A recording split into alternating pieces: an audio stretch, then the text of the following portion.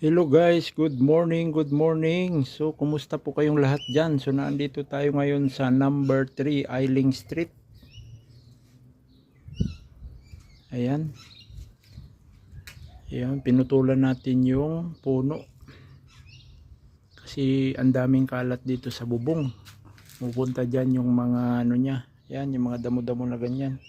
So, apaw-apaw na. So, no choice tayo. Kahit yung kapitbahay natin nagsabi rin dahil yung kanyang bubong ayun, punong-puno din. Kailangan daw mapatay itong puno na ito. So, ang pinutulang ko lang dito banda papasok sa akin kasi nakakahiya naman pakialaman ko yung kanila.